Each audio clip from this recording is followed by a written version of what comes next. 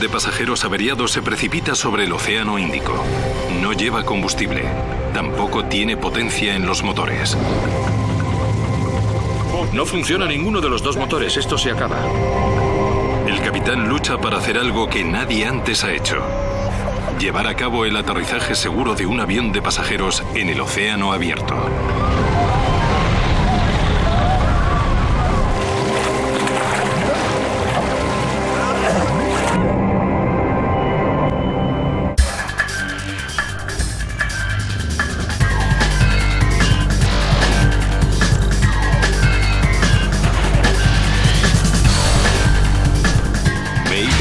Catástrofes aéreas. Esta historia es real. Las reconstrucciones están basadas en las transcripciones de la investigación y en la declaración de testigos oculares. Las Islas Comores son un paraíso vacacional remoto en el Océano Índico. Aquí los días se pasan jugando en la arena y paseando sobre las suaves olas. Sin embargo, a finales de 1996, la calma de las Islas Comores se ve truncada. Un avión se dirige hacia la playa a gran velocidad. Es un avión de pasajeros que se ha desviado unos centenares de kilómetros de su ruta. No se ha producido ninguna explosión, ningún fallo mecánico. A pesar de ello, el avión está cayendo sobre el Océano Índico.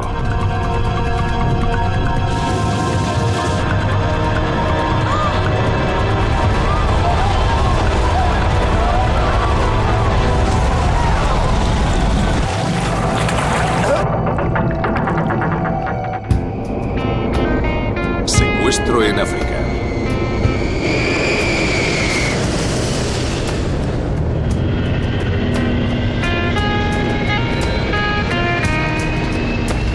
El vuelo 961 de Aerolíneas Etíopes realiza un trayecto rutinario desde Addis Abeba hasta Costa de Marfil. Su capitán es Leul Abate. A sus 42 años es un piloto muy experimentado. 73.000 kilogramos. El tanque central está a cero. Tiene más de 11.000 horas de vuelo en su haber. Total de combustible, 14.500 kilogramos. Comprobado. El vuelo etíope 961 hará una breve escala en Nairobi, Brazzaville y Lagos antes de llegar a su destino final en Abiyán. El avión solamente tiene combustible suficiente para la primera parte del viaje. Repostará más combustible en Nairobi. Una menor carga de combustible hace que el reactor sea menos pesado a la vez que aumenta su rendimiento. El capitán Abate y su copiloto, Jonas Mekuria, tienen previsto que su jornada termine dentro de unas 12 horas, cuando aterricen en Costa de Marfil. Todo correcto. Ese día era un día soleado, el cielo estaba despejado, todo estaba bien. Los pasajeros a bordo del 961 son una mezcla de etíopes y viajeros de otros países que viajan por negocios y por placer.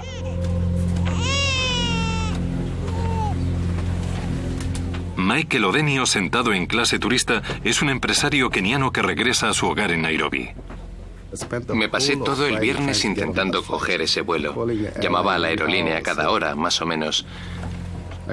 Recuerdo que el viernes por la noche, sobre las 11, les volví a llamar y me dijeron que fuera al aeropuerto y que me buscarían un asiento disponible.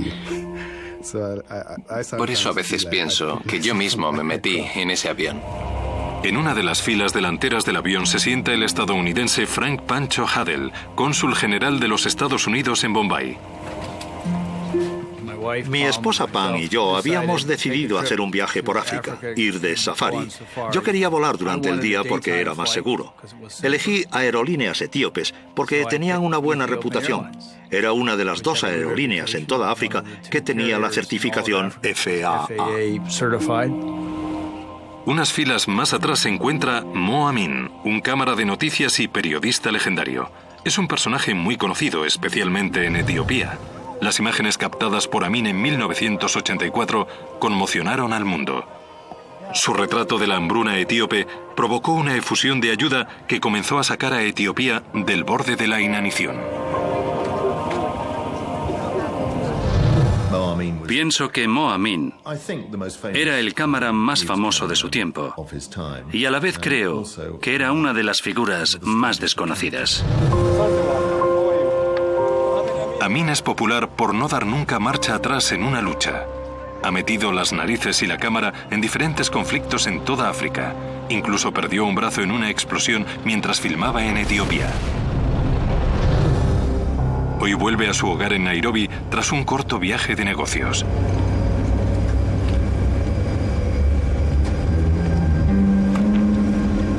Por el momento, todos los pasajeros están a bordo. El vuelo 961 transporta a 175 personas.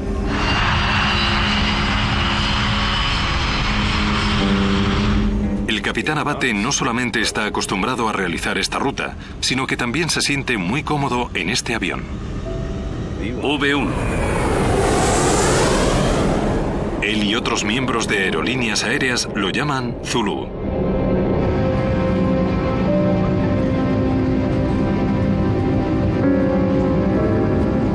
Mientras el avión se eleva en el cielo, 3 hombres etíopes se han acomodado en sus asientos.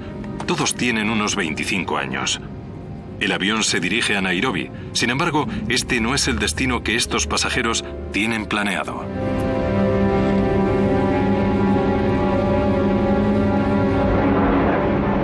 Cuando despegamos todo era correcto. La tripulación de cabina contactó con nosotros para pedirnos si queríamos tomar café, té o alguna otra cosa. Sí, gracias. ¿Café? Que sean 2. El avión está volando a 12.000 metros cuando los 3 jóvenes etíopes dan el paso. Escuché un ruido en la parte de atrás. Alguien gritó y cuando miré atrás estaba corriendo hacia adelante, apartando a empujones a las azafatas.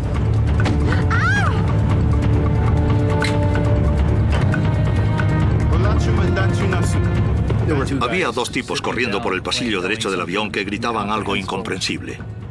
Entonces, un chico avanzó silenciosamente hacia él y pensé, es un secuestro porque están coordinados. Inicialmente nos miramos unos a otros preguntándonos qué pasaba. Al principio la gente prácticamente no decía nada. Hubo una especie de ruido en la cabina y oí cómo la puerta se abrió de golpe. Los 3 hombres irrumpen en la cabina y se arman con el hacha de fuego y el extintor. ¡Fuera! ¡Fuera! En las primeras filas había un poco de confusión acerca de si estaban atacando a los pilotos. Había 3 hombres y estaban gritando. Se dirigieron al copiloto y empezaron a golpearle. ¡Levántate! Somos 11. Si no hacéis lo que os digamos, haremos estallar el avión en el aire. Les dije que estaba claro y les pedí que no le hicieran daño, que haría todo lo que me pidieran. Los pasajeros de la parte delantera del avión están preocupados, pero no tienen ni idea de lo que sucede. El capitán Leul Abate se encuentra solo con los secuestradores. No obstante, al contrario de la mayoría de pilotos, Abate tiene experiencia en situaciones como esta. Anteriormente ha sufrido 2 secuestros. El primer secuestro se produjo en un vuelo local. 2 secuestradores que portaban una granada entraron en la cabina y nos obligaron a volar a Nairobi. El segundo secuestro fue hace solo unos años, cuando pilotaba un 737. Los secuestradores tomaron a la azafata como rehén. Entraron en la cabina y me dijeron que era un secuestro y que querían volar a Suecia. Nadie resultó herido o muerto en ninguno de los 2 incidentes. En ambas ocasiones el capitán Abate aterrizó de forma segura.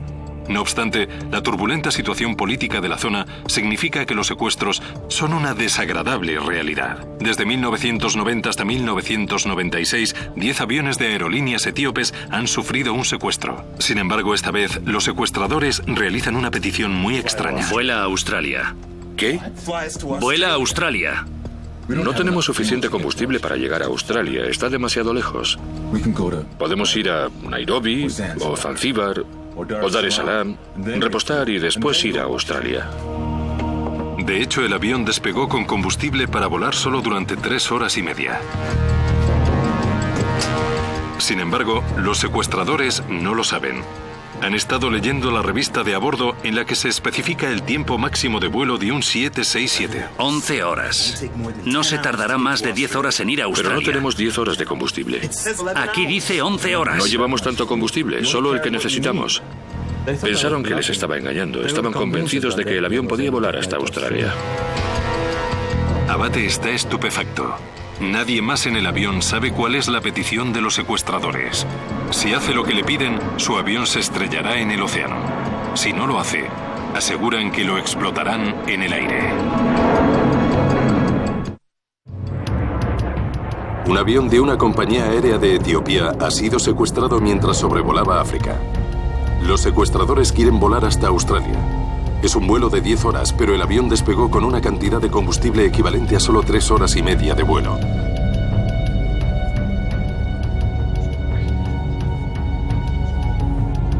Se corre la voz de que se trata de un secuestro, sin embargo no se conoce el destino. Era como si nadie quisiera irritar a los secuestradores. Ellos no habían molestado a nadie. No era al estilo de Oriente Medio, que le disparan en la cabeza a alguien para hacer ver que van en serio. Básicamente, dejaron a los pasajeros solos con tal de que no hiciéramos nada. Y con eso fue suficiente para nosotros. Este es el combustible que tenemos. Si tuviéramos suficiente para 11 horas, indicaría 60.000 kilogramos. Pero no llevamos tanta cantidad. Solo llevamos el que necesitamos. Parece que los secuestradores piensan que Abate les engaña. Tenemos una bomba. Sí. Y si no haces lo que te digamos, haremos estallar el avión en el aire. Abate sabe que no tiene alternativa. Si se opone a los secuestradores, estallarán el avión. Si cede al chantaje, se quedará sin combustible. Tenía la sensación de que en realidad no tenían ninguna bomba, pero no podía desafiarles. Uno de ellos tenía el hacha de incendios en la mano. Esto es suficiente para provocar una herida grave. Y si yo no estoy vivo, nadie sobrevive. Es así de simple.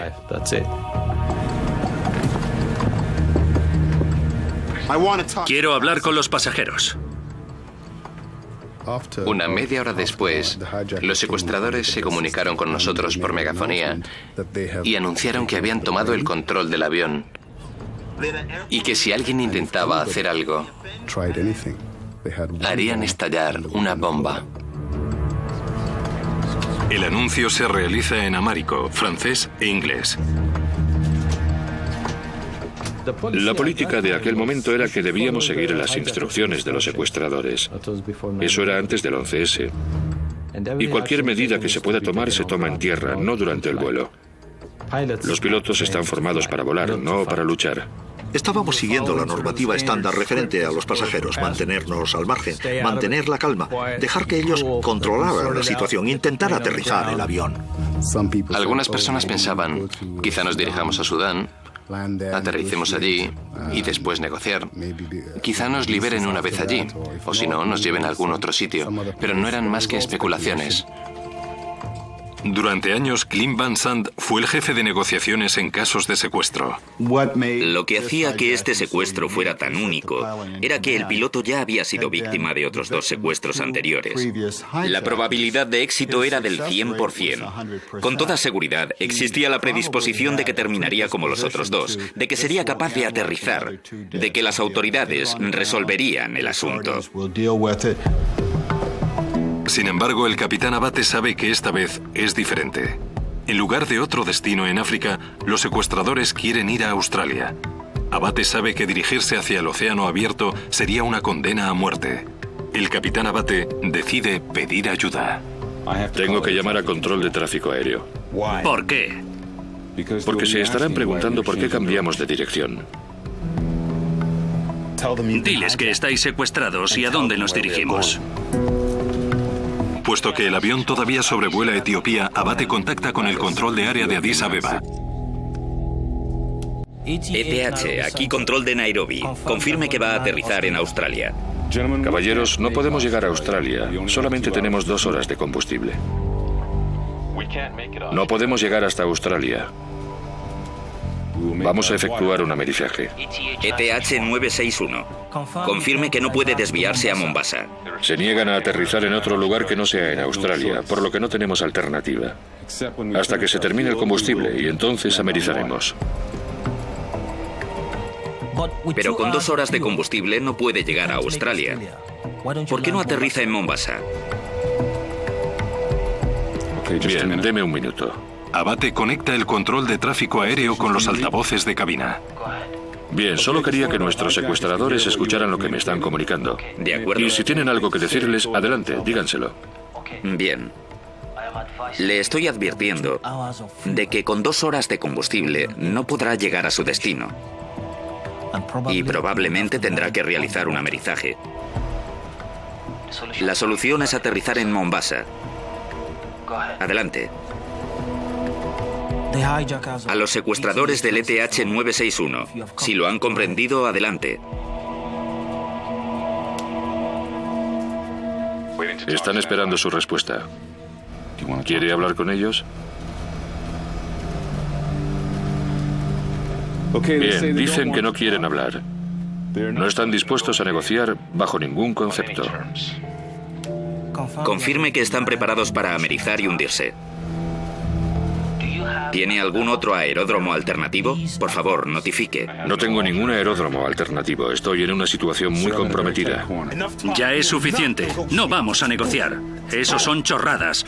Me dijeron que siguiera sus instrucciones y que si no lo hacía explotaría en el avión. Así de simple. ETH-961. Aquí control de Nairobi. Cambio. No habrá más comunicaciones entre el avión y el control de tráfico aéreo. Ha pasado 1 hora desde el comienzo del secuestro. Nadie sabe qué está pasando en la cabina de mando. Para el resto de pasajeros y tripulación, el vuelo se había convertido en una rutina incómoda. ETH-961. Aquí control de Nairobi. Cambio. No habrá más comunicaciones entre el avión y el control de tráfico aéreo. Con tan solo una parte del combustible necesario para llegar a Australia, Abate decide desafiar a los secuestradores. Sin que ellos lo sepan, decide continuar en dirección sur en lugar de hacia el este rumbo a Australia. Empecé a bordear la costa africana, porque en el caso de que pasara algo tendríamos un lugar para realizar un amerizaje o un aterrizaje seguro, puesto que la mayoría de las ciudades están en la costa. No obstante, al mirar por la ventana, los secuestradores se dan cuenta de que están siendo engañados. Todavía veo tierra. ¡Cambia la dirección! Al capitán Abate ya no le queda ninguna alternativa. Vira rumbo al este sobre el mar abierto.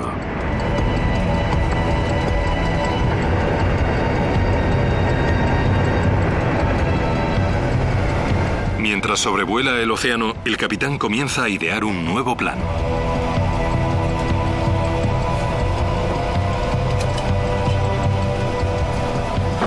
No tenía ninguna carta de navegación a mano porque estaban en la parte del copiloto. Solo tenía un pequeño atlas. Lo cogí y vi las Islas Comores. Su única esperanza se encuentra entre el continente africano y la isla de Madagascar, las Islas Comores, un paraíso vacacional remoto en el Océano Índico.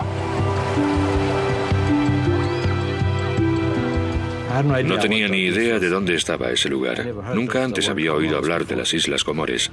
Simplemente me dirigí hacia allí. Fue un acierto. Las Islas Comores son su última oportunidad para realizar un aterrizaje seguro. De pronto, una alarma rompe el tenso silencio de la cabina. Es la señal de que al avión le quedan menos de 30 minutos de combustible. Necesito comunicárselo a los pasajeros. No hay necesidad. ¿Sabe qué les voy a decir? Está fuera de mi control. El avión va a estrellarse. ¿Quieres morir? Vamos a morir de todas maneras. ¿Entonces te matamos? Por favor. Al menos vamos a intentar realizar un aterrizaje controlado. Moriré con él. Le demostraré que tengo agallas. Se acabó. Vamos a morir juntos. Prácticamente sin combustible, Abate decide plantarse. Cuando llegamos a la isla, el combustible ya se estaba terminando. Y me dije, no podemos ir hasta otra isla. Y empecé a sobrevolar en círculos esa zona. Pero ¿cómo podía convencer a los secuestradores de que les dejasen aterrizar? Debía encontrar una respuesta pronto o el vuelo 961 se estrellaría contra el mar. Bebían whisky que habían cogido del duty free y querían que yo también bebiera, pero me negué. De nuevo, la alarma suena. Uno de los motores se ha quedado sin combustible y se está apagando. al capitán Abate se le acaba el tiempo por momentos. Con el avión volando a 39.000 pies, los dos motores no van a quedarse sin combustible al mismo tiempo. Probablemente pierda un poco de velocidad, que es lo que sucedió en este caso. En primer lugar, se detuvo el funcionamiento del motor derecho. Lo primero que noté es que los motores sonaban diferente porque solo uno de los dos funcionaba. Era un sonido más profundo. Abate sigue el procedimiento de emergencia habitual. Pone en marcha el APU, o Unidad de Energía Auxiliar. Es un generador que puede suministrar energía eléctrica extra cuando se pierde un motor. La mayoría de los pasajeros no se dan cuenta de la gravedad de la situación. No obstante, el capitán Abate sabe que el avión está en serio peligro. Perdí el motor a 39.000 pies. No se puede mantener un avión a 39.000 pies con un fallo de motor. Funcionando con un solo motor, el avión inmediatamente pierde velocidad. A una velocidad más lenta, las alas no proporcionan la misma propulsión. El avión continúa descendiendo. Incluso con solo un motor y a pesar de la pérdida de altura, las diminutas islas Comores todavía están al alcance del avión averiado. En la capital, Moroni, hay un aeropuerto. Si pudiera convencer a los secuestradores, Abate podría aterrizar allí. Ha descendido 1000 pies. Cuando el motor se para, desciende. Descenderá, te guste o no. Una vez solo en la cabina, el capitán Abate aprovecha una arriesgada oportunidad. Explica la situación a todos los que van a bordo. Señoras y señores, les habla el piloto. Nos hemos quedado sin combustible y en este momento acabamos de perder un motor. Vamos a realizar un aterrizaje de emergencia. Cuando el piloto habló por megafonía y dijo que no había otra alternativa más que realizar un aterrizaje forzoso, fue cuando verdaderamente nos asustamos y nos dimos cuenta de que se trataba de una situación a vida o muerte. Además, el capitán Abate intenta realizar una llamada desesperada de ayuda. Ya hemos perdido uno de los motores. Quiere que los pasajeros dominen a los secuestradores para poder aterrizar el aparato. Pido a todos los pasajeros que reaccionen contra los secuestradores. Gracias. El capitán Abate sabe que la petición de ayuda entraña un enorme riesgo. A pesar de que esperaba algún tipo de movimiento en la cabina, debía hacer mi trabajo. Estaba haciendo lo que tenía que hacer. Mantener el avión bajo control y seguir volando. Mientras el capitán Abate espera una respuesta, los pasajeros están más confundidos que nunca. Dijo, reaccionen contra los secuestradores, lo cual es una fraseología extraña. Nadie reaccionó. Creo que en parte fue debido a la forma en que lo dijo, porque en inglés esta no es la manera corriente en la que se le pediría a alguien que se enfrentara a los secuestradores. No obstante, también trataba de hacerlo de forma que no se dieran cuenta de lo que estaba diciendo. Al menos uno de los pasajeros lo ha comprendido. El cámara de noticias Mo Amin nunca ha temido a los retos. Amin se dirige hacia la sección de clase turista en la parte trasera del avión. Era un hombre que había pasado 20 o 30 años en algunas de las zonas de guerra más difíciles y peligrosas del mundo. Había sufrido agresiones, le habían disparado, había estado encarcelado. Era una especie de hombre alfa, por decirlo de alguna manera. Podía convencer a cualquier persona de cualquier cosa. Hizo como si fuera al lavabo y al regresar empezó a hablar con la gente que estaba 3 o 4 filas por detrás de mí. Y por sus gestos y acciones estaba intentando que nos levantáramos en contra de los secuestradores. Con vuestra ayuda podemos superarles. Solo son 3. ¡Vamos!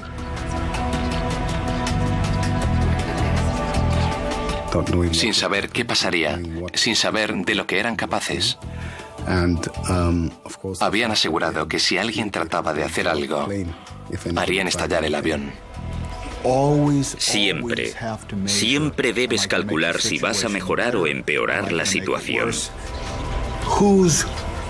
¿Quién está preparado para arriesgarse estando seguro de que esa acción precipitada contra el secuestrador no provocará que haga estallar el explosivo y acabe con la vida de todos los que van a bordo? Finalmente, los pasajeros deciden no actuar. El capitán Abate todavía está solo con los secuestradores. En la cabina, los secuestradores intentan tomar el control en un vano intento de mantener el avión en el aire. Está descendiendo. No se preocupe, no soy yo quien lo hace descender. Sin querer, uno de los secuestradores desconecta el piloto automático. El avión vira bruscamente.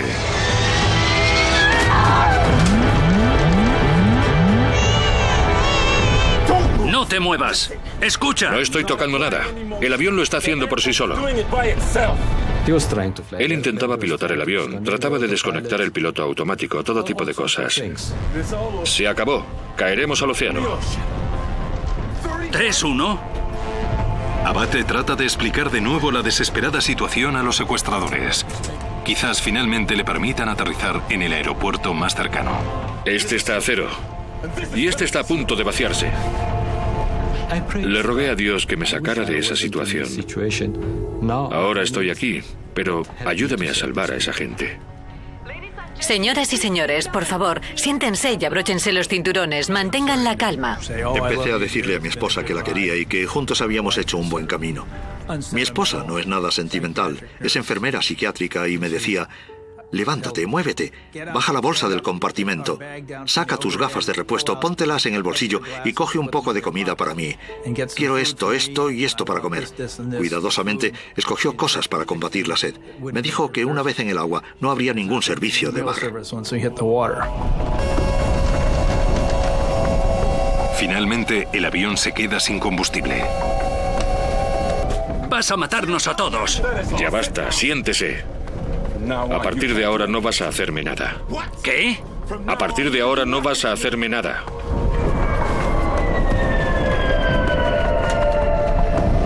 El otro motor se paró y hubo un momento de estabilidad.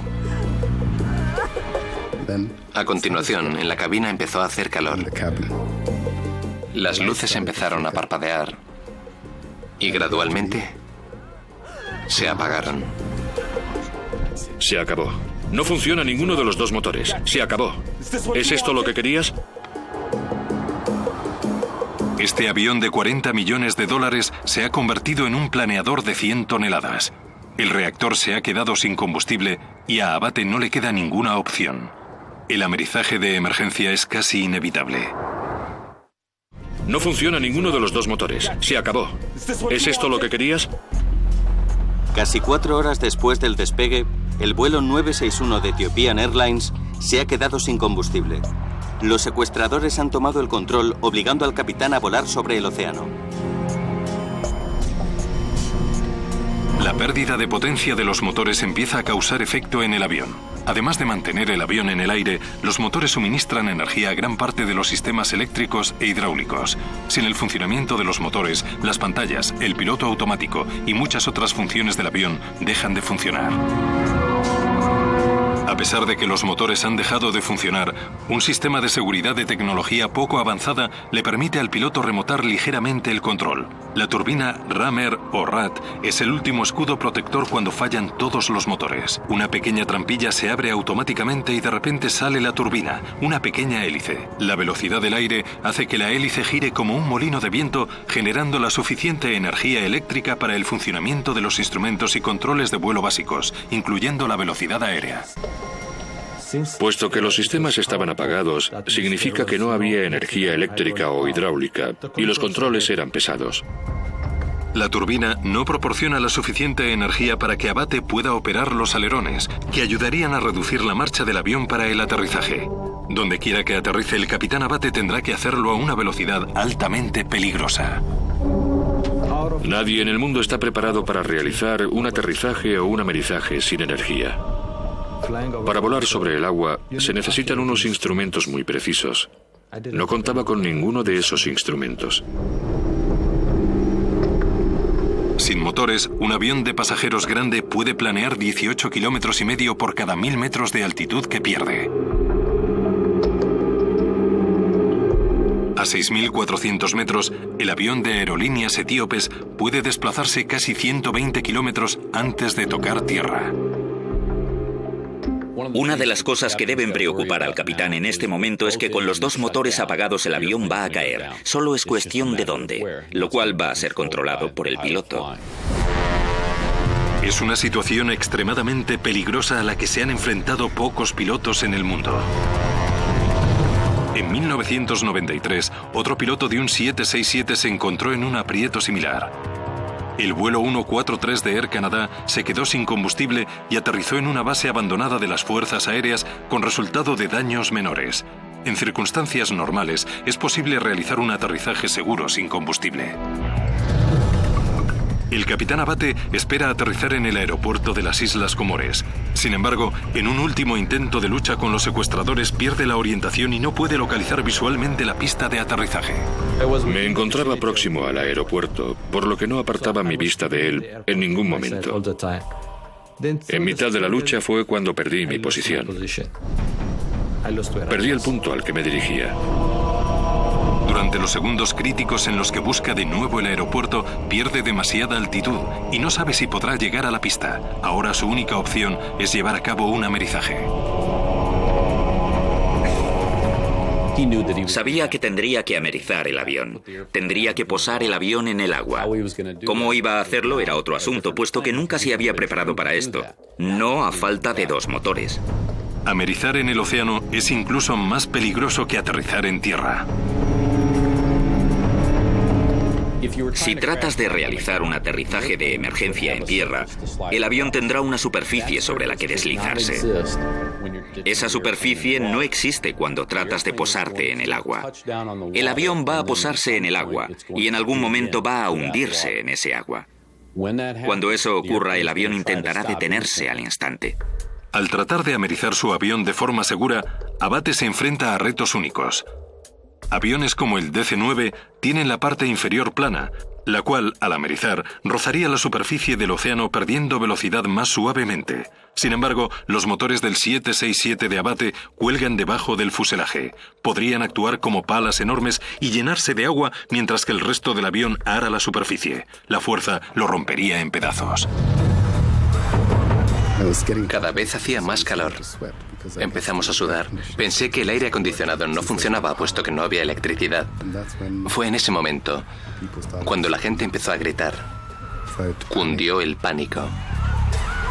Buscábamos los chalecos salvavidas. Rezamos a Dios, a Alá. Algunas mujeres pedían a la gente que fuera a suplicar a los secuestradores, sin darse cuenta de que ya no había nada que hacer, ya no teníamos combustible, nos estábamos cayendo. En ese momento, la esperanza era lo único que quedaba.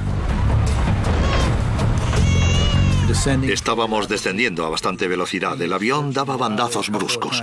Fueron unas cuantas veces a la cabina para tratar de controlarlo. Es mi responsabilidad. Los pasajeros tienen que saber lo que está pasando. Desciende y aumenta la velocidad. Eso no cambiará nada. Por favor. De todas formas, vamos a morir.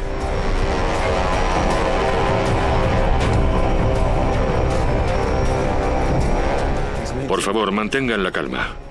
Prepárense para un aterrizaje de emergencia. Pónganse los chalecos salvavidas, pero no los inflen. Algunos pasajeros o bien no escuchan las instrucciones del capitán o deciden ignorarlas y se disponen a inflar sus chalecos. Escuché unos ruidos detrás, en clase turista. Cundió el pánico y todo el mundo infló sus chalecos. Me levanté del asiento y les dije que no inflaran los chalecos dentro del avión. En la parte delantera del avión, Mo Amin trata de negociar con los secuestradores por última vez. No, siéntate. Mo quería dominar cualquier situación en la que se viera envuelto. En una situación como esta, Mo hablaría con los secuestradores, negociaría con ellos. Estoy seguro de que intentaría que el resto de pasajeros intentaran hacer frente a esos tipos. Sin embargo, los esfuerzos de Amin no surten efecto. Los secuestradores están decididos a dejar que el avión se estrelle. Entonces, por primera vez desde que comenzara el secuestro, el capitán Abate recibe ayuda.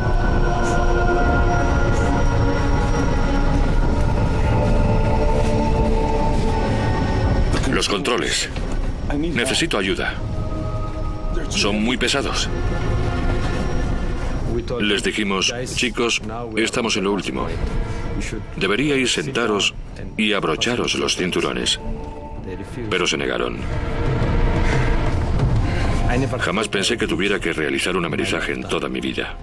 Nunca pensé que me quedaría sin los dos motores y tendría que amerizar en mitad del océano. Nunca creí que algo así podía pasarme en mi vida. Recuerdo que en los últimos segundos miré por la ventana a los dos lados y solo vi agua. Y entonces me coloqué en la posición de emergencia. En ese momento pasan cosas por tu cabeza. Supongo que debido a mi educación cristiana recé unas últimas oraciones. Pensé, si existe un cielo, espero que haya un sitio para mí. Al otro lado de la ventana vi tierra en el último minuto y me di cuenta de que por primera vez estábamos cerca de la tierra, pero sobre el agua. Ese avión me gustaba mucho. Lo llamaba Zulu. Hablaba con él en mi corazón. Le dije, Zulu, puedes hacerlo. Deberías ser capaz. Sé que puedes hacerlo. Hablaba con él. En la playa, los turistas no dan crédito a lo que ven. El horror del accidente es captado por una videocámara. El avión vuela a más de 370 kilómetros por hora cuando choca contra el agua. El primer rebote fue bastante suave y di un suspiro de alivio. Tan pronto como tocamos el agua, fue bastante violento. Y el segundo rebote fue como un accidente de coche yendo a 50 kilómetros por hora. Tuve la sensación de que el avión no iba a soportarlo. Al tercer rebote pensé, estoy muerto. Perdí el conocimiento.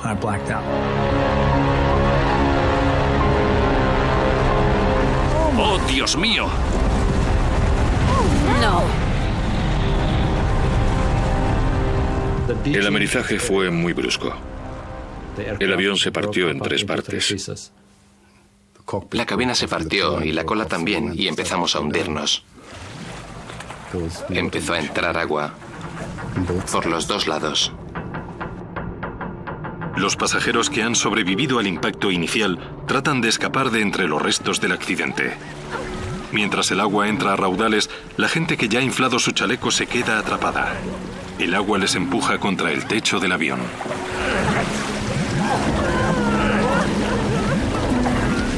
En este tipo de situaciones de pánico, la gente hace todo tipo de cosas que quizá escapan a la racionalidad.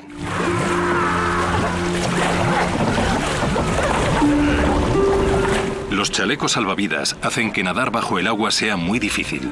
Muchos pasajeros no consiguen escapar del hundimiento de la cabina. El avión estaba lleno de agua. No le temo al agua. En el colegio practicaba natación competitiva. Por lo que busqué mi asiento. No encontraba la hebilla. Moví una mano hasta la rodilla y la encontré. Me desabroché el cinturón y salí. Miré a la parte de atrás del avión y vi un poco de luz al final. Y decidí nadar en esa dirección.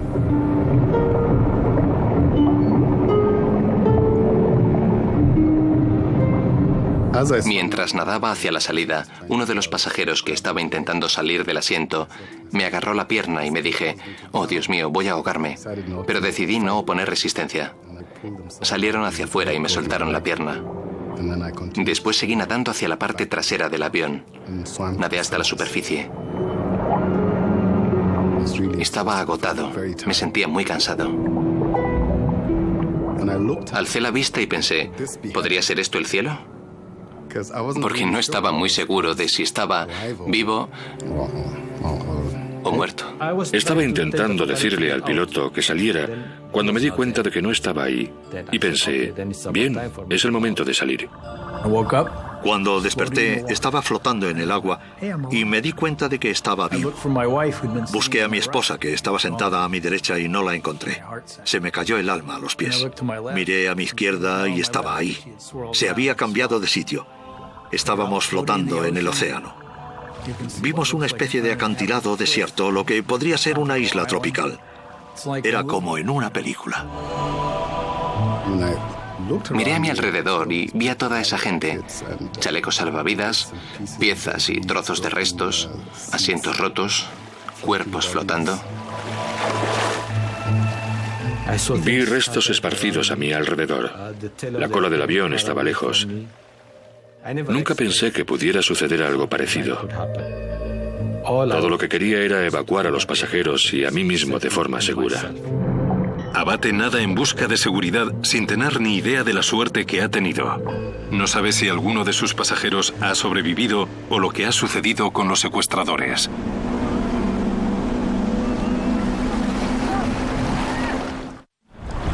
Tras una lucha de 4 horas con los secuestradores, el capitán Leul Abate lleva a cabo un aterrizaje forzoso en el Océano Índico, cerca de las Islas Comores. ¡Oh, Dios mío! Su avión ha quedado hecho pedazos. No obstante, su destreza ha salvado la vida de muchos de los pasajeros. Para aquellos que sobrevivieron al accidente, la decisión de Abate de amerizar cerca de la orilla implicó que, a pesar de que el avión quedó partido en trozos, no se hundió muy lejos. Afortunadamente el agua no era muy profunda. En algunos casos la gente pudo salir por su propio pie. Locales y turistas se acercan para ver el avión accidentado. Un grupo de submarinistas que por poco fueron alcanzados por el avión siniestrado ayudan en el salvamento. En un sorprendente golpe de buena suerte, unos médicos franceses se encuentran en el lugar y proporcionan asistencia médica de inmediato. Finalmente, de las 175 personas que iban a bordo del avión, sobrevivieron 50. Sin las medidas de Abate, podrían haber muerto muchos más.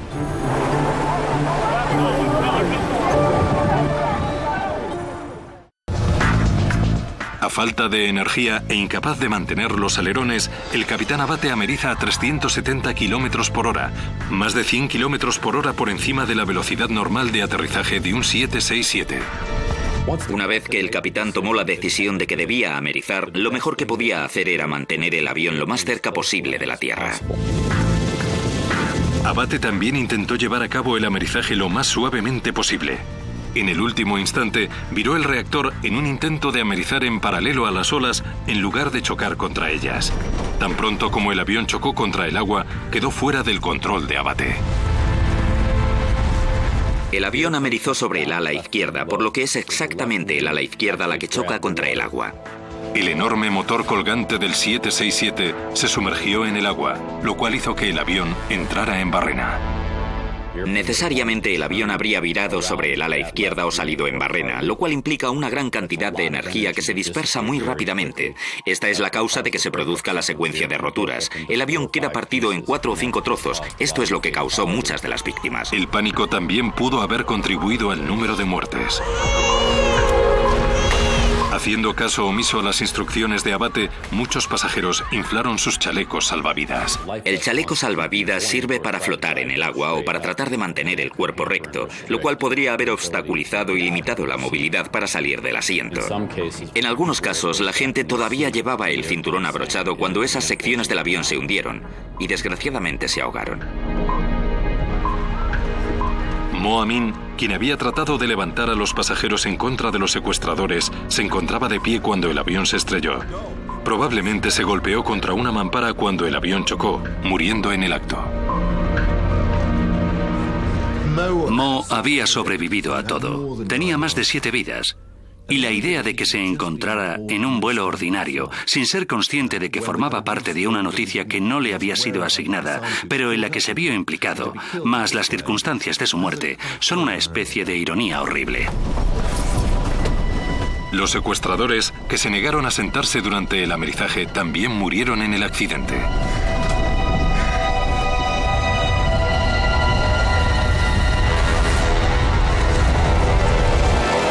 En los días posteriores al desastre, se unieron las piezas del puzzle. A pesar de que los secuestradores aseguraron que eran 11, en realidad solamente había 3. Pero ¿quiénes eran esos hombres desesperados y cuáles eran sus motivos? Habían estado encarcelados, metidos en prisión, perseguidos y torturados por el gobierno. No especificaron qué gobierno, como mínimo desde mi conocimiento. Se sabe que habían escapado de la cárcel y que pretendían hacer historia. Dijeron que tenían amigos en Australia y que querían reunirse con ellos. Querían entrar en un segundo país para obtener el estatus de refugiados y tener una vida mejor. Antes del 11S era increíblemente fácil para los secuestradores tener acceso a los pilotos. Si no hacéis lo que os digamos, haremos explotar el avión en el aire. A pesar de los numerosos secuestros en las 2 décadas anteriores, la mayoría de aerolíneas no hicieron ningún esfuerzo por asegurar la cabina. ¿Quieres morir? Moriremos de todas maneras. ¿Entonces te matamos? Los secuestradores del 961 nunca estuvieron relacionados con ningún grupo terrorista u organización política. Fueran cuales fueran sus razones, su crimen sirvió para demostrar el grave peligro que provoca un secuestrador que no le da ningún valor a su propia vida. Vamos a morir juntos. Durante años, la gente que trabajaba en la seguridad manifestó: debemos reforzar la puerta de la cabina. Debemos evitar que entre alguien por esa puerta y pueda tomar el control del aparato. Fueran cuales fueran las razones, ya fuera porque las aerolíneas no querían gastarse el dinero o porque no lo veían como una amenaza, no lo hicieron. Tras el 11S se ha aplicado esta medida de seguridad en todos los aviones comerciales que podían correr el riesgo de sufrir un secuestro.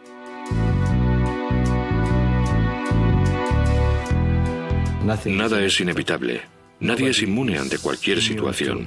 Hay una probabilidad entre 1 millón, pero puede ocurrir. Tanto al capitán Leul Abate como a su copiloto Jonas Mecuria se le rindieron varios homenajes por sus acciones en el vuelo 961. Entre ellos, recibieron el reconocimiento de la Fundación de Seguridad de Vuelo. Pienso que es bueno que hayas sobrevivido y que el mundo haya comprendido lo que he pasado. A pesar de su terrible experiencia, tanto el capitán Abate como su copiloto Mecuria continúan trabajando para aerolíneas etíopes.